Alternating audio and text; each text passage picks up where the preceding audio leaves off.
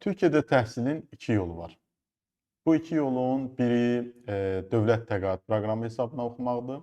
İkincisi isə fərdi hesab, yəni şəxsi öz hesabına oxumaqdır. Bunlardan əlbəttə məsləhətlisi və daha az, belə deyim də, xərc tələb eləyəni, hətta deyərdim heç xərc tələb eləməyəni təqaüd proqramı. Təqaüd proqramında əlbəttə Azərbaycan dövlətinin də dövlət təqaüd proqramı var və eyni zamanda Türkiyə dövlətinin də, Türkiyə Cümhuriyyətinin də Türkiyə bursları deyilən təqaüd proqramı vardır. Mən məsələn həm magistratura təhsilimdə, həm doktorantura təhsilimdə Türkiyə burslarından yararlanmışam. Yəni Türkiyə Cümhuriyyətinin təqaüdü hesabına oxumuşam və şərtlər necədir, əsas nələrə diqqət edirlər, bunu belə izah edeyim. İldə bir dəfə müraciət haqqınız var. Yanvar ayının 10-undan fevral ayının 20-sinə qədər 40 günlük bir müddətdə müraciətinizi bir səhifə onlayn şəkildə Türkiyə burslarının saytında qeydiyyatdan keçməklə məlumatlarınızı ora əlavə edirsiniz və müraciət edirsiniz. Onlar nəyi qarşılayır? Deməli, sizin universitet xərclərinizi qarşılayırlar, universitetə heç bir ödəniş ödəmirsiniz. Əlavə olaraq sizi yataqxana ilə təmin edir, gündə 2 dəfə pulsuz yemək verir. Əlavə olaraq sizə bizim pulla indi 300-400 manat bir növ cib xərcliyi verir, təqaüd verir.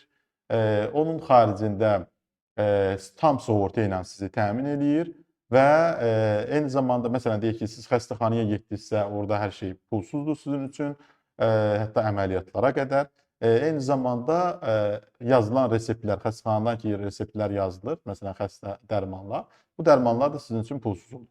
Sadəcə kiçik bir xidmət haqqı var, nə bilim 10-15 TL, 1 manat, 2 manatlıq belə bir xidmət haqqı. Yəni qısacası Türkiyə bursları məsələn Azərbaycanlılar üçün Türkiyədə gedib təhsil almaq üçün çox ideal bir sistemdir. Həm bakalavr üçün gedə bilərsiniz, həm magistratura üçün, həm doktorantura üçün gedə bilərsiniz. Mən hər ikisində istifadə etmişəm, magistr və doktoranturada. Bunun xaricində Türkiyə bursları sizə elmi ki, bir növ sizin üçün bir təşviqat aparır. Yəni hər il konfranslar düzənləyir, orada simpoziumlar keçirilir, ora siz jurnallar çıxardırlar, elmi məqalələr yayınlada bilirsiniz. Bunların hər birini pulsuz eləyirsiniz. Və bu sizə elə bir ki, pul vermədən elmdə inkişafı öyrədir. O baxımdan heç bir əlavə xərc çəkmədən həm müraciət edirsiniz. İki əsas kriteriya var.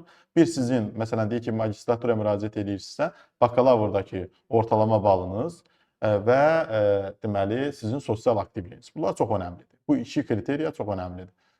Ondan sonra həmin elə bir ki, siz müraciətlərinizi sayta ki, yükləyirsiniz, məlumatlarınızı. Onun mütəxəssislər, Türkiyəli mütəxəssislər onu yoxlayır. Uyğun olanları çağırırlar ikinci mərhələyə. İkinci mərhələ müsahibə mərhələsi, mülaqat deyilir buna. Həmin müsahibə mərhələsində artıq sizdən ümumi dünya görüşü haqqında, mövzunuz haqqında, yazmaq istədiyiniz, araşdırmaq istədiyiniz mövzu haqqında, ümumiyyətlə Türkiyədə niyə təhsil almaq istəyirsiniz? Bax, bu mövzuda ətraflı bir müsahibə olur. Müsahibəni keçənlər, yəni müsahibədən müsbət rəy alanlar da qəbul olunur Türkiyəyə. Siz hətta burdan gedəndə, ilk dəfə gedəndə də sizin təyyarə biletinizi də onlar alır, yəni dövlət qarşılayır. Yəni tamamilə pulsuz bir şəkildə gedirsiniz, orada təhsilə başlayırsınız. Bitəndən sonra da sizin yenə belə deyim, Azərbaycana gəlmək üçün biletinizi də onlar alır, sizi vətəninizə yola salır.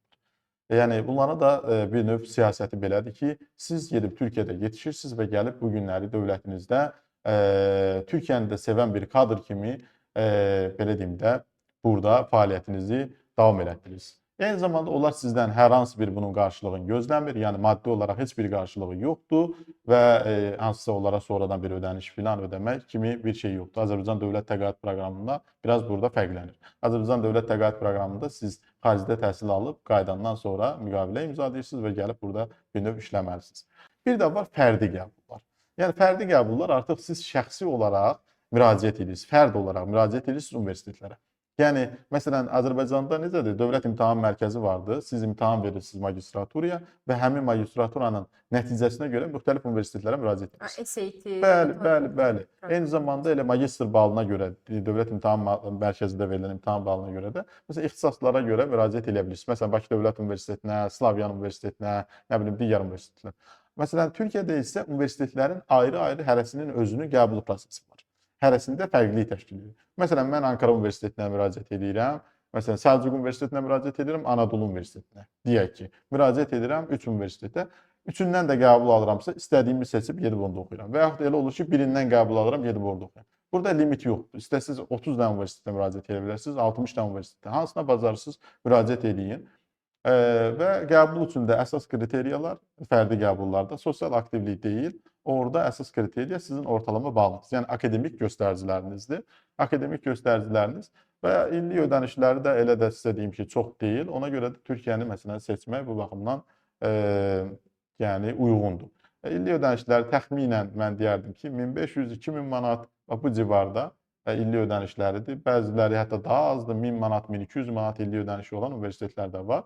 İndi əlbəttə biraz orada universitetlər arasında da müəyyən rəqabət vardı filan, bu bundan qaynaqlı bir şeydir. Yəni standart bir təhsil qiyməti yoxdur. Belə bu şəkildə siz gedə bilərsiniz Türkiyəyə və həm magistratura, həm doktorantura. Dövlət universitetlərinin bəziləri məsələn abituriyentlər üçün, ümumiyyətlə tələbələr üçün mənə çox verilən suallardan biridir. Bəs müəllim, diplomlarımızın tanınması ilə bağlı bir problem olmaz. Dövlət universitetlərində əgər siz təqaüd proqramı ilə gedirsinizsə, onsuz da problem mümkün deyil. Özəl olaraq müraciətlərdə isə diqqət eləmək lazımdır. Bəzi özəl universitetlərin diplomları burada tanınmaya bilər. Siz ona görə də ancaq dövlət universitetlərini seçmək daha məsləhətdir.